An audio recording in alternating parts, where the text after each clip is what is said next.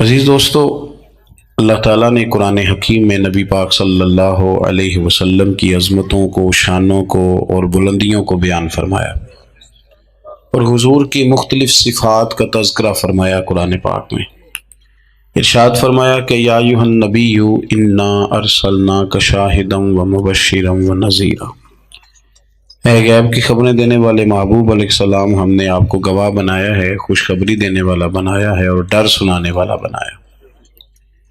پھر ارشاد فرمایا کہ وداعیا الی اللہ باذنہ وسراجا منیرا، اور ہم نے آپ کو اللہ کی طرف دعوت دینے والا بنایا، اور اللہ کے حکم سے اللہ کی طرف دعوت دینے والا بنایا، وسراجا منیرا، اور آپ کو چمکتا ہوا آفتاب بنایا۔ نبی پاک صلی اللہ علیہ وسلم کی ہر شان ہی وراء الورا ہے، لیکن یہ جو حضور کی صفت مبارکہ ہے نا، داعیا الی اللہ کی، کہ حضور لوگوں کو اللہ کی جانب دعوت دیتے۔ نبی پاک صلی اللہ تعالی علیہ وسلم بندوں کا اپنے رب سے رشتہ جوڑتے، گھبرائے ہوئے لوگوں کو، پریشان لوگوں کو، اور جو لوگ سمجھتے تھے کہ شاید ہم کوئی دنیا کے کمزور لوگ ہیں اور یہ مالدار اور یہ اقتدار والا آدمی ہی بڑا ہے، ان سب کو حضور نے مایوسیوں سے نکالا، اور اللہ کے رسول صلی اللہ علیہ وسلم نے یہ سبق پڑھایا کہ تم سب حضرت آدم کی اولاد ہو۔ عربی کو اجمی پر، گھورے کو کالے پر کوئی فضیلت حاصل نہیں۔ لوگوں کی ہر پریشانی حضور نے نکال کے ان کا رجوع ان کے رب کی طرف کرایا۔ ہمارے ہاں یہ ہوتا ہے کہ انسان کو پریشانی کوئی بھی ہو اسے سکون نہیں لینے دیتی، وہ کوئی بھی ہو۔ محفل میں کسی بندے کا بٹن ٹوٹ جائے نا، یہ گلے کا، تو کوئی دیکھے نہ دیکھے اس بیچارے کی ساری توجہ بٹن پہ رہتی ہے، میرا بٹن ٹھیک نہیں۔ کسی بندے نے کپڑے صاف نہ پہنے ہوں تو آپ اس شخص سے کہیں کہ تجھے کچھ لوگ ملنا چاہتے ہیں، تو وہ اگرچہ اس کے پاس پی ایچ ڈی کی ڈگری ہے، ڈھیر سارا مال ہے، وزادار ہے، صاحب عزت ہے، لیکن وہ کہتے یار میرے کپڑے نہیں ٹھیک، تو میں کوفت محسوس کر رہا ہوں، ذرا میں اپنے آپ کو تھوڑا سا نہا دھو لوں، فریش کر لوں، پھر میں چلتا ہوں۔ آپ کے ظاہری جسم پر ایک آدھ دھبا ہو تو وہ آپ کو سکون نہیں لینے دیتا، اور اگر دھبے باطن پہ لگ جائیں، بہت سارے دھبے ہیں جو باطن پہ ہوتے ہیں، مجھے جان لو، مجھے پہچان لو، میرا بھی کوئی نام ہے، میں بھی کچھ ہوتا ہوں، یہ بھی ایک دھبا ہے، ایک مصیبت ہے۔ اور میری عزت کرو، مجھے بھی کسی طریقے سے کسی نشست پہ جگہ دو، یہ بھی ایک دھبا ہے۔ یہ ہمارے ہاں، ہمارے ملک کے اندر سیاستدانوں سے لے کر مذہبی لوگوں تک الا ماشاءاللہ پروٹوکول کا ایک مزاج آیا ہے کہ بھی بڑی دشواری پیدا کرتا ہے عام لوگوں کے لیے، بڑی آزمائش میں لوگ آ جاتے ہیں۔ حسد کر لینا، کسی بندے کی نعمت کو دیکھ کے جلنا، یہ بھی آپ کو بڑا بے سکون رکھتا ہے۔ تکبر کرنا کہ میں کوئی چیز ہوں اور باقی کو تھوڑے سے مجھ سے چھوٹے ہیں، یہ سارے دھبے، یہ ساری نقصان کی چیزیں۔ اور نبی پاک صلی اللہ علیہ وسلم نے تعریف یہ بیان کی، فرمایا ما حاک فی صدرک، یہ جو تیرے گناہ ہیں یہ تیرے سینے میں کھٹکیں گے، یہ تجھے بے چین رکھیں گے، یہ کانٹے کی طرح چبھیں گے۔ تو جتنے مرضی اچھے کپڑے پہن لے، جتنی مرضی اونچی جگہ بٹھا دیا جائے، اگر تیرے اندر کوئی روگ ہے وہ تجھے سکون سے نہیں جینے دے گا۔ رسول کائنات صلی اللہ علیہ وسلم نے نا لوگوں کی توجہ رب کریم کی جانب لگائی۔ حضور نے لوگوں کو بتلایا کہ تمہارا رب نا عاجزی کو پسند کرتا ہے، تمہارا رب سادگی کو پسند کرتا ہے، تمہارا رب انسانوں سے پیار کرنے والے کو پسند کرتا ہے۔ حضور سید عالم صلی اللہ علیہ وسلم نے ہمیں یہ سبق پڑھایا کہ زیادہ باتیں کرنے والے کو نہیں، اللہ سچ بولنے والے کو پسند کرتا ہے۔ بہت اونچے اور لمبے چوڑے دولت والے اور مالدار آدمی کو نہیں، بلکہ جو آدمی دیانت داری سے زندگی گزارے، رب اس کو زیادہ محبوب رکھتا ہے۔ تو ہماری یہ جتنی بھی آزمائشیں ہیں، میلاد والے محبوب صلی اللہ علیہ وسلم نے نا یہ ساری ہماری دور فرما دی، ساری۔ آپ دیکھیں ہمارے ہاں ایک بیماری ہوتی ہے، وہ تکبر کی بیماری ہے، اور وہ صرف مالدار کوئی نہیں ہوتا، بلکہ حضرت سعدی شیرازی فرماتے ہیں کہ میں نے بہت سارے جھکے ہوئے لوگوں میں تکبر دیکھا ہے۔ جو بڑا میٹھا بولتے ہیں نا، کئی دفعہ کہتے ہیں جی کیا بات ہے جی، سبحان اللہ ماشاء اللہ، بڑا میٹھا بولتے ہیں، تو یعنی میٹھا نہیں بول رہے ہوتے، یہ آپ کو شیشے میں اتار رہے ہوتے ہیں۔ آپ نے کسی کی تعریف کرنی ہے تو پشت کے پیچھے کریں، وہ اصل تعریف ہے۔ آپ کوئی ایسا کام نہ کریں جس سے چھلکے لفظوں میں کہ میں نے کسی کو بنایا ہے، اس سے نا آپ کو خود محسوس ہوگا کہ میں حقیقت پہ زندگی نہیں گزار رہا، میں تو کوئی اداکاری کر رہا ہوں۔ اور جو لوگ کہتے کچھ اور ہیں کرتے کچھ اور ہیں تو وہ خود بڑے پریشان رہتے ہیں، وہ جانتے ہیں کہ یار یہ میں کہاں الجھ گیا ہوں۔ تو بھائی یہ جو بہت زیادہ ہمارے دلوں کے اندر چیز ہے، اور یہ ہر مقام پر بہت سارے لوگوں کو یہ چیز حاصل ہے، میں دیکھتا ہوں کہ درجہ بدرجہ ان چیزوں کا شمار ہے۔ کچھ کا خیال ہے کہ میری ڈگری زیادہ ہے، اور کچھ کا خیال ہے کہ مجھے عقل زیادہ ہے، کچھ کا خیال ہے کہ میری شہرت زیادہ ہے، تو کچھ کا خیال ہے کہ میری دولت زیادہ ہے۔ آہستہ آہستہ وہ الجھاؤ پیدا ہوتا ہے، کسی کا کچھ نہیں جاتا، وہ خود آدمی بے چین رہتا ہے۔ حال دیکھیں نا، یہ میری طرح کو بندہ آ جائے نا محفل میں، جس کو عادت ہے اسٹیج پہ بیٹھنے کی، اچھے لوگوں کی، بزرگوں کی، سادات کی بات نہیں کرتا، تو اس کو کبھی بیچارے کو پیچھے بیٹھنا پڑ جائے نا، تو وہ گردن اونچی کر کر کے نقیب محفل کو دکھاتا ہے کہ میں آ گیا، کسی طریقے مینو بھی ساتھ لے کے، بے چین رہتا ہے۔ اور اگر اسے سکون حاصل ہو کہ بھئی حضور کی محفل میں بیٹھنا ہے، سبحان اللہ، جہاں جگہ مل گئی وہیں پہ ٹھیک ہوں، اور وہ سکون کے ساتھ، دیکھو اس محفل کا مہمان خصوصی میں نہیں، حضرت بزرگ تو سرپرستی کاری رہے ہیں، میں نہیں، اس محفل کا تو مہمان خصوصی وہ بندہ ہے جس نے محفل سے پہلے یہاں جھاڑو دیا ہے، جس نے یہاں دریاں بچھائی ہیں، کیا بات، جس بیچارے کی فوٹو بھی کوئی نہیں آئی، سبحان اللہ، وہ مہمان خصوصی ہے۔ اور اس محفل کا تو وہ مہمان خصوصی ہے جو چپ کر کے کئی کونے میں بیٹھا ہے، اس کو کوئی دلچسپی نہیں کیا بات، کہ کوئی مجھے بھی جانے گا، کوئی مجھے بھی پہچانے، اسے تو اتنا پتہ ہے کہ میں اپنے پیارے حبیب کی تعریف سننے کے لیے آیا ہوں۔ آپ اپنے اس طرح آپ کا ذوق دوبالا رہے گا اگر آپ عاجزی کے ساتھ، انکساری کے ساتھ، رب رسول کی رضا کے لیے کسی جگہ بھی آپ اپنے آپ کو سیٹ کر لیں گے تو ماحول آپ کا ٹھیک رہے گا، ورنہ آپ الجھاؤ کا شکار ہے، ورنہ آپ پریشان ہیں، ورنہ آپ تکلیف میں، ورنہ آپ آزمائش میں۔ بخاری شریف میں حدیث ہے، قاضی ایاز مالکی رحمۃ اللہ علیہ نے بڑی تفصیل سے لکھی ہے، راوی حضرت انس بن مالک ہیں۔ ایک بندہ بڑی دور سے آیا نبی پاک صلی اللہ علیہ وسلم کی زیارت کے لیے، بڑی دور سے۔ عرب کے جو سردار ہوتے تھے ان کے بڑے ناز نخرے ہوتے تھے، وہ خیر آج بھی ہیں، پروٹوکول کا ماحول آج بھی، یعنی وزیر صاحب کے آگے دو چار گاڑیاں نہ ہوں تو ان کو مزہ ہی نہیں آتا، پولیس والے آگے پیچھے بھاگیں تو، حالانکہ ان کو نہیں پتا کہ جو پولیس والے آگے پیچھے بھاگ رہے ہیں نا، یہ حکومت بدلی تو گرفتار کرنے بھی انہوں نے ہی آنا ہے، لیکن وہ بڑا مزہ آتا ہے جب لوگ گاڑی کے پیچھے بھاگتے ہیں۔ کیا بات ہے جناب، بڑی بات۔ اور ہماری طبیعتوں میں پتہ نہیں کون سی، یہ پیسے پھینکنے والے دوست مجھ سے ناراض نہ ہو جائیں، لیکن میں اکثر سوچتا ہوں کہ یار یہ کس طرح کا کام ہے کہ پہلا کھلارنے پھر آپ اکٹھے کرنے، تو آپ کٹھے دے دیں جس کو دینے ہیں، ختم ہو جائے بات۔ یعنی وہ محفل میں نا گپ شپ ہو رہی ہوتی ہے، اکٹھے کرنا لے، پان دینا لے، کس چکر میں پڑ گئے۔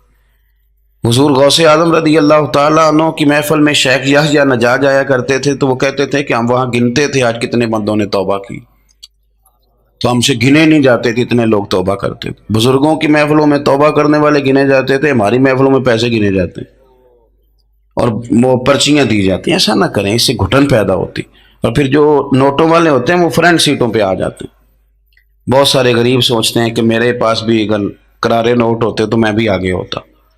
تو کم از کم یہ جو میلاد کی محفل ہیں ان میں تو سب کو ایک جیسے رہنے دے، یہاں تو امیر غریب کا فرق نہ ہو، اس کو تو مہربانی کریں۔ تو نبی پاک صلی اللہ علیہ وسلم کی خدمت میں وہ شخص بڑی دور سے آیا، تو عرب کے بادشاہوں کا مزاج تھا، پروٹوکول بڑا چاہتے تھے، ان کا تو یہ طریقہ تھا کہ حکمرانی کرنی ہے جیسے بھی ہو۔ اگر کسی غلام نے دھوپ میں بندھا رہ گیا، اونٹ اور چھاؤں میں نہیں باندھا تو درے مارتے تھے، اور اگر اس نے کھول کے باندھ دیا تو پھر بھی مارتے تھے، کہتے تھے اتنا سیانا ہو گیا تو انہیں پوچھا ہی نہیں، خود بخود ہی باندھ دیا۔ وہ شخص حضور کی بارگاہ میں آیا، اور بہت سارے لوگوں کے پاس کیونکہ وہ جاتا تھا اپنے سربراہ کا پیغام لے کے، تو وہ کانپ رہا ہے جب حضور کی بارگاہ میں گیا، ڈر رہا ہے۔ اب ذرا بات کو سمجھنا، نبی پاک صلی اللہ علیہ وسلم نے اس سے فرمایا کیوں ڈرتے ہو؟ سادہ آدمی ہے، دیہاتی ہے، بدو ہے، اللہ کے رسول نے تھپ کی دی، کیوں ڈرتے ہو؟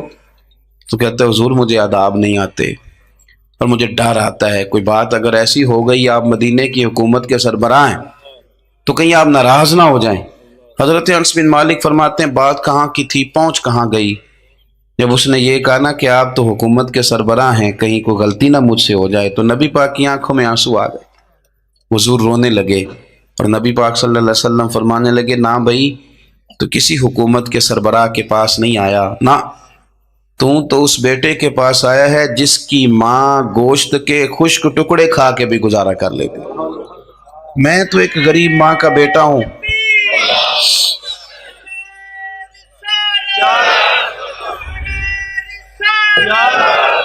بھائی اگر آپ کا یہ ذوق بن جائے، دیکھو نا آج تو لوگ بھول جاتے ہیں نا، کپڑے بدل لیتے ہیں تو وہ سمجھتے ہیں کہ شاید سارا کچھ ہی بدل گیا، یعنی گاؤں سے آ کر پڑھنے والے بھول ہی گئے ہیں کہ کس کی ماں نے کتنا زیور بیچا۔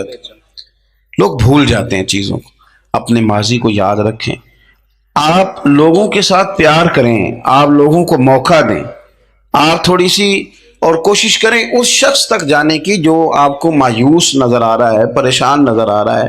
یہ ہمیں میلاد والے محبوب صلی اللہ علیہ وسلم نے درس دیا۔ ایک اور پہلو، حضور سید عالم صلی اللہ علیہ وسلم نے، ہمارے ہاں نا ابھی بھی برادری کی تقسیم ہے، ابھی بھی، اور کچھ میں نے ایسے کمزور لوگ بھی دیکھے، یہ اس طرح کی حرکتیں ہارے ہوئے لوگ کرتے ہیں، ہارے ہوئے لوگ جو اپنے آپ کو سمجھتے ہیں کہ میں کوئی بڑا آدمی ہوں۔ بڑا آدمی تو اپنے اخلاق سے ہوتا ہے، اپنے کردار سے ہوتا ہے، اپنی سخاوت سے ہوتا ہے، لوگوں سے پیار کرنے سے ہوتا ہے۔ باقی یہ کہ بیٹھ کے کہانی سنانا کہ میں بڑا کچھ کرتا ہوں، تو جو کچھ کرتا ہوتا ہے اسے سنانے کی کوئی ضرورت ہے؟ ایک اور بہت سارے لوگ آپ تعزیت کرنے جائیں نا والد کے انتقال کے بعد، تو ان بیچاروں کو بتانا پڑتا ہے کہ ابا جی میرے بغیر دوائی نہیں کھاتے تھے۔ تو میں کہتا ہوں اگر تیرے بغیر نہیں کھاتے تھے پھر بتانے کی ضرورت نہیں، پھر تو سارے گاؤں کو پتا ہوگا کہ تیرے بغیر نہیں کھاتے تھے۔ اور اگر کوئی دال میں کالا ہے تو پھر تیری وضاحت کوئی بندہ قبول نہیں کرے گا، تو آپ کو بتانا کیوں پڑ رہا ہے؟ اور آپ بار بار اس بات کا ذکر کیوں کر رہے ہیں کہ ہم بہت بڑے قبیلے کے ہیں؟ صاحب اگر آپ بڑے قبیلے کے ہیں تو پتہ ہوگا سارے علاقے کو آپ کتنا لوگوں کا خیال کرتے ہیں، آپ کس قدر محبت کرتے ہیں، آپ کا انداز کریمانہ کس طرح کا، پھر آپ کو بتانے کی کوئی ضرورت نہیں ہوتی، پھر خود بخود خبر ہوتی۔ حضرت سیدنا ابو ذر غفاری رضی اللہ تعالیٰ عنہ، قبیلہ بنو غفار ایک بڑی شاخ تھی قبیلوں میں سے، جو لوگ اس زمانے میں مالدار قبیلوں سے تعلق رکھتے تھے ان میں سے ایک بڑا نام تھا۔ ساری زندگی چودراہٹ کی، لیکن میلاد ایک انقلاب کا نام ہے۔ میں میلاد منانے والے دوستوں سے گزارش کرتا ہوں کہ آپ ہر سال میلاد منائیں، اور ہر سال میلاد کے بعد آپ تھوڑے بدل بھی جائیں، یعنی تھوڑے سے بدل جائیں۔ کچھ لوگ کہیں یار یہ داڑھی میں نے نا 12 ربیع الاول والے دن رکھی تھی، یہ میری میلاد والی داڑھی ہے، اور داڑھی رکھیں بھی نبی پاک کی مرضی کی۔ کس کی مرضی کی؟ نہ ناراض ہو جائے جو میں ٹور چلا، بس کس مرضی کی جی؟ اپنی مرضی کے نہیں۔ داڑھی کا وزن کو نہیں ہوتا کہ پوری مٹھی رکھیں گے تو آپ کو کوئی دقت ہوگی، کوئی وزن نہیں، پوری رکھیں، جو حضور کا طریقہ مبارکہ ہے جو ہمیں ملتا ہے اس پر آپ توجہ فرمائیں۔ تو میں جو بات عرض کرنے جا رہا ہوں وہ میلاد انقلاب ہے۔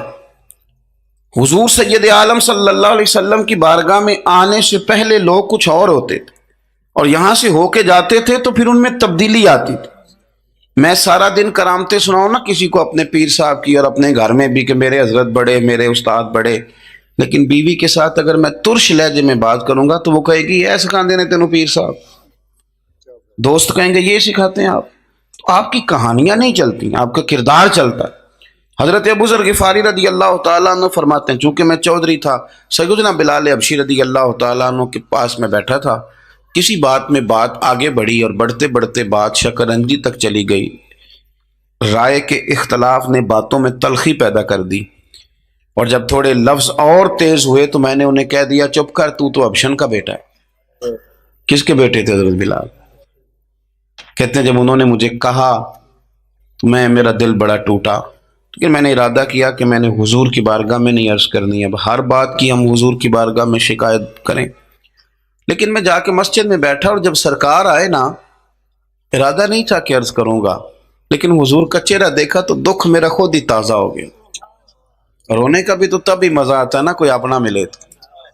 فرماتے ہیں کہ میرے آنسو نہ بغیر اختیار کے چھلک پڑے اور میں کھل کے روئے، کھل کے۔ قربان جاؤں محبوب کے بھی حضور نے پاس نہیں بلایا، بلکہ نبی پاک اٹھ کے خود میرے پاس آئے اور مجھے کندھوں سے پکڑ کے سینے سے لگایا، اور جب میں کھل کے رو لیا تو حضور میرے آنسو پوچھنے لگے۔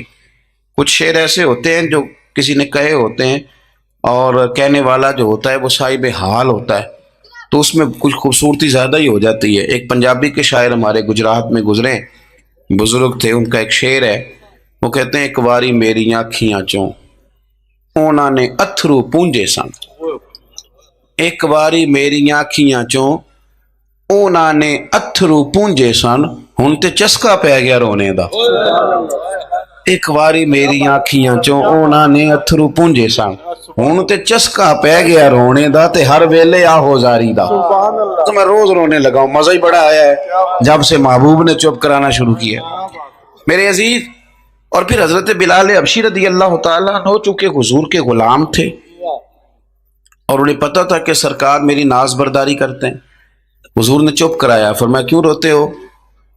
تو عرض کرنے لگے یا رسول اللہ صلی اللہ علیہ وسلم، اگر میں حبشن کا بیٹا ہوں تو میری تو غلطی کوئی نہیں نا، یہ تو تقسیم اللہ کی ہے نا۔ الذی خلقک فسواک فعدلک فی ای صورت ما شاء رکبک، جس طرح وہ چاہتا ہے، جس کو چاہتا ہے اس طرح کی اس کی صورت بنا دیتا ہے۔ تو مجھے حبشن کا بیٹا کہا جاتا ہے، میری غلطی کیا ہے؟ حضرت بلال نے بھی نہیں بتایا کس نے کہا، لیکن نبی پاک صلی اللہ علیہ وسلم نے کیا فرمایا؟ امام یوسف صالحی نے لکھا ہے، ذرا غور کرنا بات پر، تسلیاں لوگ اور رنگ میں بھی دیتے ہیں، پر یہ تسلی بڑی انوکھی ہے۔ حضور فرمانے لگے بلال اگر تو حبشن کا بیٹا ہے تو پریشان کیوں ہوتا ہے؟ کالے رنگ والی ماں کا بیٹا ہے تو پریشان کیوں ہوتا ہے اگر تیری والدہ کا رنگ کالا ہے تو؟ عرض کی حضور آپ کیا فرمانا چاہتے ہیں؟ تو سرکار فرمانے لگے میں دو ماؤں کا بیٹا ہوں، ایک جناب آمنہ جنہوں نے مجھے پیدا کیا، اور ایک حضرت ام ایمن جنہوں نے میری پرورش کی، مجھے بڑا کیا۔ حضور فرمانے لگے میری ماں آمنہ کا رنگ گورا تھا اور میری ماں ام ایمن کا رنگ کالا ہے۔ تو فرمایا اگر تجھے کسی نے کالے رنگ والی ماں کا بیٹا کہا تو اسے کہہ دینا مدینے والی محبوب کے بھی تو ایک والدہ کا رنگ کالا ہے، تو کہہ دینا۔ حضرت بلال کہتے ہیں کہ وہ اس طرح کی تسلی تھی، طفل تسلیاں نہیں جس طرح کی ہمیں دی جاتی، وہ اس طرح کی خوبصورت تسلی تھی کہ اس کے بعد میرا دل ایسا ٹھنڈا ہوا، پھر کسی کا تانا تانا نہیں رہا، پھر کسی کی تکلیف نہیں رہی۔ رسول پاک صلی اللہ تعالی علیہ وسلم نے یہ جو آج تقسیم ہے ہمارے ہاں اونچ نیچ کی، چھوٹے بڑے کی، ذات برادری کی، حضور فرماتے ہیں میں نے پاؤں کے نیچے رکھ کے کچل دی، اب اس کا کوئی سٹیٹس نہیں رہا، اب یہ کوئی معاملہ نہیں۔ پھر میرے بھائی ایک معاملہ ہمارے اندر جو اور بڑی شدت کے ساتھ آیا اور جس نے بڑا زور پکڑا ہے، وہ یہ ہے کہ ہم نا پڑھے لکھے لوگوں سے معذرت کے ساتھ، پڑھے لکھے لوگوں کا بھی ایک مسئلہ ہے، وہ دوسروں کو جاہل کہنا ضروری سمجھتے ہیں، الا ماشاء اللہ۔ میں اکثر کہتا ہوں کہ یہ تو آسان کام ہے نا، آپ نے کہہ دیا جاہل ہیں جی سارے پنڈ والے، یہ تو بڑا آسان کام ہے، تو جان چھڑانے والی بات، ان پڑھ ہیں جی اس قوم دا کچھ نہیں بن سکتا، بھی تو آسان کام ہے، جان چھوٹ گئی۔ میں بھی کھڑا ہوتا ہوں نماز جنازہ کی امامت کرنے کے لیے، کبھی تو کہہ دیتا ہوں کہ جناب آج لوگوں کو نماز جنازہ کی دعا نہیں آتی، تو سوچتا ہوں کہ اگر کسی نے کھڑا کر کے پوچھ لیا کہ آپ نے کتنے لوگوں کو یاد کرائی ہے، ہم نے کبھی کہا کہ آؤ بیٹھو یاد کراؤں، تو اس کا جواب کیا ہے؟ تنقید کرنا آسان کام ہے اور تعمیر کرنا یہ مشکل مرحلہ ہے۔ عزیز دوست، ہمارے ہاں نا ان پڑھ بندے کے ساتھ اور اس بندے کے ساتھ جس کی سوچیں محدود ہیں، ہمارا رویہ اتنا تلخ ہوتا ہے۔ بھائی مزہ تو تب آتا ہے نا جب آپ کو، کچھ لوگ کہتے ہیں میں اچھے کے ساتھ اچھا ہوں، تو اچھے کے ساتھ تو ساری دنیا اچھی ہوتی ہے، آپ نے اس میں کیا کمال کیا؟ حضور سید عالم صلی اللہ علیہ وسلم نے تو فرمایا اس کے ساتھ جوڑو جو تمہارے ساتھ توڑ رہا ہے، جو سخت رویہ اختیار کرے، سخت۔ بخاری مسلم میں حدیث ہے، حضرت عمر فاروق رضی اللہ تعالیٰ عنہ، حضرت انس بن مالک فرماتے ہیں کہ حضور سید عالم صلی اللہ علیہ وسلم گزر رہے تھے اور سرخ رنگ کی نہ نجرانی دھاری دار چادر سرکار نے اوڑھ رکھی تھی، ایک بدو آ گیا، اس نے کیا کیا کہ حضور کی مقدس چادر کو پکڑ کے کھینچا، اور اس زور سے کھینچا کہ گردن مبارک پہ نشان پڑ گیا۔ زور سے دروازے پہ دستک دے دینا بھکاری، تو اسے خراش شرات کوئی نہیں ملتی، البتہ جھٹکیاں دو چار ضرور مل جاتی۔ توڑنا ہے دروازہ، خیرات لینے آیا کہ تو قرضہ لینے آیا؟ اس نے آ کر کے زور سے چادر کو کھینچا، مقدس گردن پہ نشان پڑ گیا۔ سرکار نے رخ انور پھیرا، کہتا پتہ کیا ہے، میں غریب آدمی ہوں، کچھ مانگنے آیا ہوں۔ بھئی تو گلے میں چادر ڈال کے مانگے گا؟ لیکن یہ آپ کا کمال ہے، یہاں اب آپ کے علم کا، آپ کے حوصلے کا، ظرف کا پتہ چلتا۔ کھینچی چادر، کچھ مانگنے آیا ہوں، اور صحیح بخاری کے لفظ یہ ہیں کہ فَالْتَفَتَ إِلَيْهِ فَضَحِكَ، جب محبوب نے اس کی طرف توجہ کی، اس کی بات سنی، اس نے گلے میں چادر ڈال کے کھینچا ہے، نشان ڈال دیا ہے۔ لیکن جب حضور نے توجہ کی تو فضحک، نبی پاک نے مسکرانا شروع کر دیا۔ حضور مسکرائے، یعنی چادر ڈال کر کھینچنے والے، اور یہ چیز آپ کو بڑا کر دے گی۔ آپ یقین کریں، آپ کو کسی نے برا کہا تو آپ نے ڈبل برا کہا تو آپ تانگ ہوں گے۔ ہنڈیا جب جلتی ہے تو اس کے کندھے، ابلتی ہے تو اس کے کندھے جل جاتے ہیں۔ آپ کسی کو اینٹ کا جواب پتھر سے دے کے پریشان ہوں گے، لیکن اگر آپ نے کہہ دیا نا چل یار موج کر، ہور کر لے دو گلا، اور آپ ہنسیں، یہ بڑی پاکیزہ سزا ہے دشمن کے لیے، بڑی صاف ستھری۔ جتن جتن تے ہر کوئی کھیڈے، ہارن کھیڑ فقیرہ، جتن جتن تے سارے لوگ کر دینا کام، جتنے آلہ میں نے جیتنا ہے۔ تو درویش کہتے ہیں جتن جتن تے ہر کوئی کھیڈے، تو ہارن کھیڑ فقیرہ، اوے جتن دا مل کوڈی پیندئی، ہارن دا مل ہیرا، ہارن دا مل ہیرا۔ کبھی کبھی ارادہ کریں چل کوئی بات نہیں، کر لے یار، پھر کیا ہے۔ اور یہ کام آئے گی چیز بہت زیادہ۔ حضور صلی اللہ علیہ وسلم سے کہنے لگا کچھ مانگنے آیا ہوں، تو اب حضور نے کیا فرمایا؟ فرمایا ایک دو چار بکریاں نہیں، دو پہاڑیوں کے درمیان جو ریوڑ ہے نا بکریوں کا، اجڑ، فرمایا سارے اس کو دے دو۔ اب اس نے وہاں تو کوئی جملہ نہیں کہا، گھر چلا گیا اپنے گاؤں قبیلے، اور وہاں جا کے لوگوں سے کہنے لگا سارے ادھر بیٹھے ہو، جاؤ دوڑ جاؤ مدینے جا کے مصطفیٰ کا کلمہ پڑھو۔ کہنے لگے وہ تو اتنا دیتے ہیں کہ غربت کا ڈر بھی دور ہو جاتا ہے۔ تو نبی پاک صلی اللہ علیہ وسلم کا ان لوگوں کے ساتھ جو ان پڑھ ہیں، جو ساتھ ہیں، آج ہمارے بچے اپنے ابا جی کو بھی کہہ دیتے ہیں تسی پڑھے نہیں، ان دور بدل گیا ہے۔ میں ایک شادی کی تقریب میں جا رہا تھا، میرے آگے آگے والد صاحب کو بیٹا سمجھا رہا ہے، کہتے ابا جی ہن نہ اتنے جا کے نہ میٹھے چولاں تے سالن پا کے نہ کھایا جی، بندہ ماڑا لگتا ہے۔ تو میرا پیار تھا اس خاندان سے، میں نے اس بچے کو تھپکی دے کے کہا، میں کہ پتر تو ذرا لیٹ ہو گیا، جلدی ہوندا تے نہ سارے سیانے ہونا سی۔ یہ ہمارے بچے اب بجائے اس کے کہ وہ قائل کریں، کتنا آپ نے غلط جملہ کہا کہ ابا جی آپ پڑھے ہی نہیں، آپ نے کتنی غلط بات کر دی۔ امام اعظم ابو حنیفہ رحمۃ اللہ علیہ کا ایک شاگرد تھا، وہ تقریر اچھی کرتا تھا، تو امام صاحب رحمۃ اللہ علیہ کی والدہ فرمایا کرتی ہیں ابو حنیفہ جا اس سے جا کے یہ مسئلہ پوچھ کے آ۔ تو امام صاحب فرماتے ہیں اماں میں نہ بتا دوں؟ تو اماں کہتی تو تے بچہ تینوں کی پتہ ہوئے، حالانکہ وہ شاگرد ہے۔ تو امام صاحب پھر اس کے پاس جاتے، اس کو جا کہتے اس سوال کا جواب، تو کہتا استاد جی مجھے کیا پتا ہے، آپ کو پتہ ہے ان مسئلوں کا؟ تو آپ فرماتے یہ میں پہلے تجھے بتاتا ہوں اس کا جواب، پھر تو مجھے بتا، اور پھر میں تیرا نام لے کے اپنی اماں کو مطمئن کروں گا۔ اس لیے کہ ماں باپ کو دلائل نہیں دیے جاتے، انہیں راضی کیا جاتا ہے۔ اور میں بچوں سے گزارش کروں گا ابا جی کو پیسے بھی دیں، اماں جی کے وہ کپڑے بھی لے کے دیں، لیکن ضروری یہ ہے کہ ان کو وقت دیں، ان کے پاس بیٹھیں، ان سے مشورہ کریں، ان کو آپ کے وقت کی ضرورت ہے۔ بڑھاپے میں اس طرح کا ماحول نہ بنا دیں کہ وہ ایک کونے میں بیٹھے ہیں، کوئی پوچھتا ہی نہیں، اس طرح نہ کریں۔ ہم تو اس طرح والدین سے رویہ کرتے ہیں جیسے MBBS ڈاکٹر رات کو وارڈ میں آتا ہے اور دو تین اس کے ساتھ سٹاف کے لوگ ہوتے ہیں، اور وہ کہتا ہے دوائی کھا لی ہے، طبیعت اب کیسی ہے، بلڈ پریشر ٹھیک ہے، یہ میں نے دوائی بدل دی ہے۔ یہ کیا رویہ ہو؟ آپ ان کو وقت دیں۔ وہ جس طرح آپ چھوٹے تھے تو وہ لاڈ لڈاتے تھے، پیار کرتے تھے، آپ بھی تھوڑا قریب بیٹھیں، اور آپ دیکھیں آپ کو اللہ تعالیٰ اس کی برکت سے کتنی رحمتیں عطا فرماتے۔ تو کسی کو جاہل کہنا، ان پڑھ کہہ دینا۔ ایک حدیث اور سن لیں، بات کو ختم کرتا ہوں۔ اس کو قاضی ایاز رحمۃ اللہ علیہ نے شفا شریف میں لکھا ہے، ایک بدو حضور کی بارگاہ میں آیا اور اس نے آ کے کچھ مانگا، اللہ کے پیارے حبیب صلی اللہ علیہ وسلم کی بارگاہ میں مانگا، جہاں ایک مانگنے پر دریا بہا دیے جاتے ہیں۔ دریا بہا دیے ہیں، در بے بہا دیے.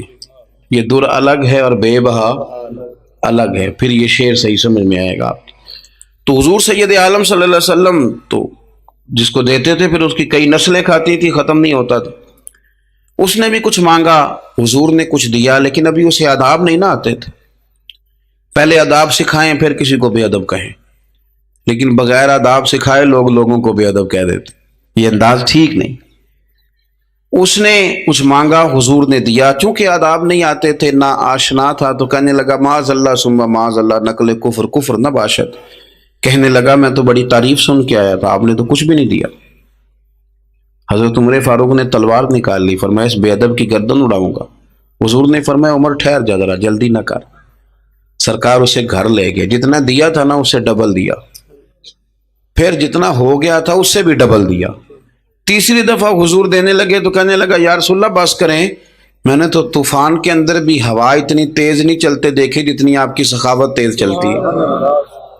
کریم رسول صلی اللہ تعالی علیہ وسلم نے فرمایا یہی بات باہر جا کے میرے صحابہ سے بھی کہہ دو گے؟ حضور کہہ دوں گا. فرمایا جب تم نے کہا تھا نا نہیں دیتے تو ان کے دل ٹوٹ گئے، جب تم کہو گے نا بڑا دیتے ہیں تو ان کے کلیجے ٹھنڈے ہو جائیں گے. وہ باہر آیا، آ کر کے کہنے لگا میرے رسول پاک علیہ السلام کے مقدس غلاموں، میں نے تو طوفان میں بھی ہوا اتنی تیز نہیں دیکھی جتنی کریم کی سخاوت تیز ہے. پیارے حبیب صلی اللہ تعالی علیہ وسلم تو کمال کر دیتے ہیں. اب صحابہ خوش ہو گئے. میرے نبی پاک صلی اللہ علیہ وسلم نے ہماری تربیت فرمائی کہ ہم نے کس طرح کا رویہ ایسے لوگوں کے ساتھ اختیار کرنا ہے. حضور فرمانے لگے عمر اگر تم اس سے پہلے قتل کر دیتے جو اس نے کہا تھا تو یہ دوزخ میں جاتا، اور اب جو کہہ رہا ہے اس پر مرے گا تو رب اسے جنت عطا فرمائے گا. حضور فرمانے لگے عمر میری اور تمہاری یعنی میری اور میری امت کی مثال اس آدمی کی مثال کی طرح جس کی اونٹنی بھاگ گئی تھی، ناک سے نکیل نکل گئی تھی. بہت سارے لوگ آئے اسے پکڑنے کے لیے، ہاتھوں میں نیزے تھے، ڈنڈے تھے، تلواریں تھیں، پر وہ کسی کے قابو نہ آئی. زخمی ہو گئی پر کسی کے قابو نہ آئی. حضور فرماتے ہیں پھر اس کا اپنا مالک آ گیا. اس نے تھوڑا سا چارہ اٹھایا، میری طرف دیکھیے گا جی، چارہ اٹھایا، اونٹنی کو دکھایا، وہ دوڑی آئی. اس نے اس کو تھپکی دی، بغیر کسی کی مدد کے ناک میں نکیل ڈالی.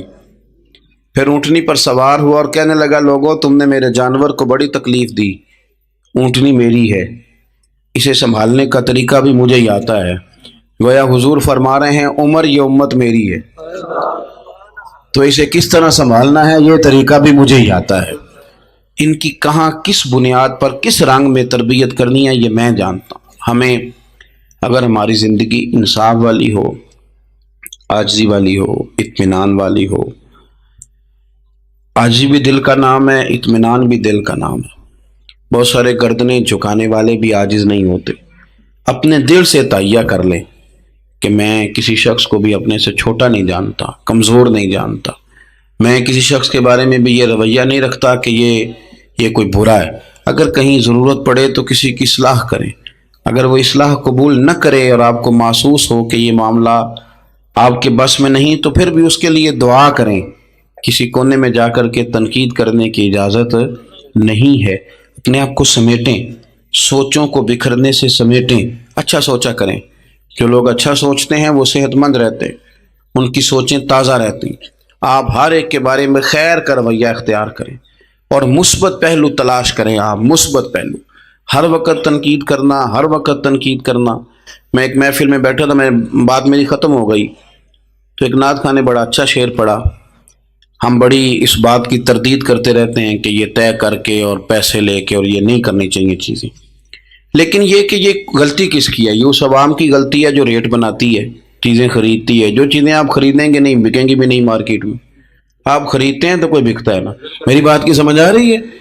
تو ہم یہ سارا کچھ ڈال دیتے ہیں. اب کیا ہوتا ہے کہ اتنی سونی محفل سجی ہوئی ہے لیکن اس میں بیٹھ کر لوگ حضور کی تعریف سننے کی بجائے یہ کہہ رہے ہیں اس نے 40,000 لیا.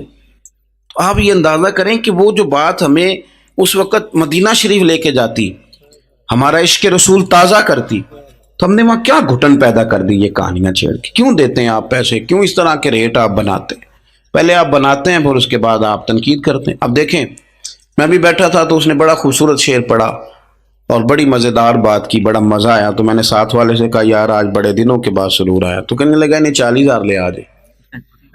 میں انہوں کیا تو 10 منٹ کھلو جانا سی، مزہ تو لینے نہیں دیتا.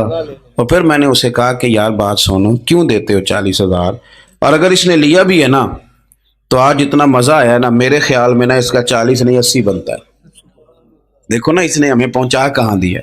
تو آپ مثبت لیں چیزوں کو، مہربانی کریں، اچھا سوچیں، اچھے رویے اختیار کریں. وہ کسی شاعر نے کہا تھا کچھ تو مجبوریاں رہی ہوں گی، یوں ہی کوئی بے وفا نہیں ہوتا. اچھی سوچ پیدا کریں، خوبصورت آپ اپنے آپ کو رکھیں. آپ کا فائدہ ہوگا، آپ اچھا سوچیں گے تو آپ کا نفع ہے. ورنہ بکھری ہوئی سوچوں والے لوگ تو بےچارے سویرے کچھ ہوتے ہیں، دوپہر کو کچھ ہوتے ہیں، شام کو کچھ اور ہوتے ہیں، اور تیزی سے وہ لوگ بکھر جاتے ہیں. آپ یہ دیکھیں کہ آپ مست رہیں، آپ اپنے آپ کو پریم میں رکھیں، آپ اپنے آپ کو سکون میں رکھیں. کو تعریف کرے تو اس کی مہربانی، تنقید کرے تو اللہ بھلا کرے، لیکن آپ نے اپنی سوچوں کو ہمیشہ مجتمع رکھنا ہے. اللہ تعالیٰ آپ کو بہترین صلہ عطا فرمائے. محفلیں ہوتی ہیں حضور کے نام کی، لوگ تو ظاہر آتے جاتے رہتے ہیں، ہر ایک آدمی کی اپنی مشغولیت. آپ تشریف رکھیں گے، حضور کی ثنا خوانی ہوگی. اللہ تعالیٰ آپ سب کو جزا عطا فرمائے. آخر دعوانا جی آج اقبال ڈے جی نہیں، وہ کون سا واقعہ ہے؟ وہ تو نہیں، ان کے تو کئی واقعات ہیں.